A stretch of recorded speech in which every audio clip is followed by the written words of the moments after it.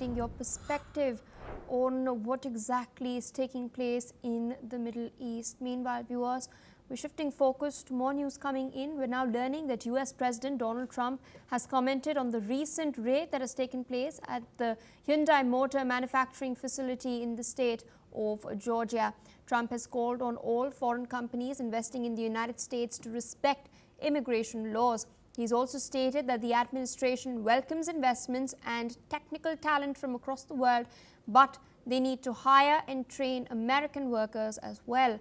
Remember, earlier in the raids, US federal agents had arrested 475 workers, of which 300 were confirmed to be of South Korean origin. The South Korean government has expressed regret over the arrests and the footage that was released of the detained workers. You could see the workers being shackled, their hands, their feet, their waists, they were bound in chains.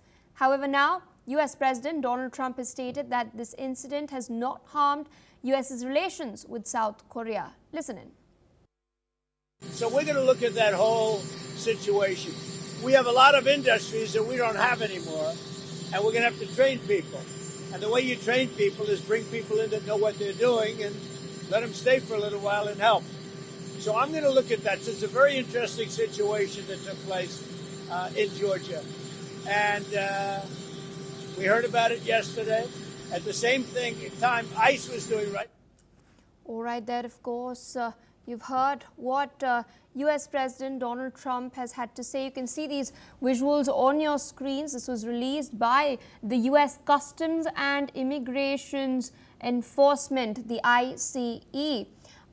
These, of course, you can see a large convoy of cars in which these detainees were kept. They were bound, their hands were bound, their feet were bound, and their waists were also chained. We've seen several similar such visuals over the course of the last few months where deportations were taking place to Guatemala, India and other countries as well. Now Trump seems to be doing this to South Korean workers in Atlanta.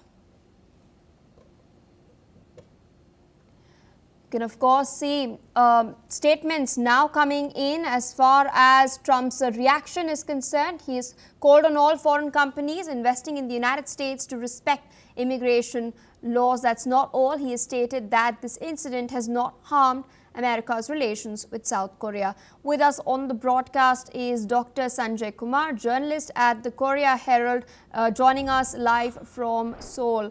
Thank you so much, sir, for taking our time speaking to us on NewsX World. We've just heard what Donald Trump has had to say. He's claimed that the shocking visuals, which have resulted in considerable furor over the last couple of days, that has not harmed US's relations with South Korea. How much merit does its statement truly hold on the ground?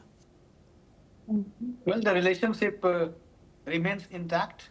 The US-Arab alliance is ironclad. It is very well known across the world, and both the leaders in both the countries, they do understand about this relationship. So relationship is there's no big issue, but of course it has sent a very negative signals to those investors, those companies who are trying to expand their visibility and expand manufacturing in the US. That is why just this morning there was a meeting of all the industry stakeholders, especially those companies who are operating in the US, including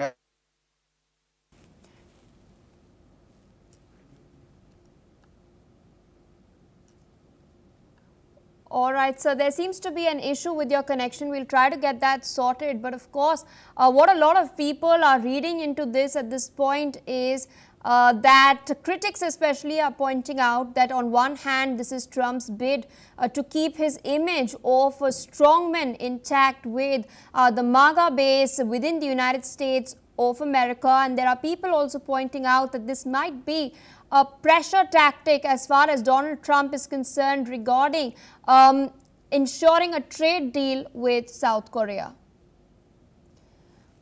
All right, that's all the time.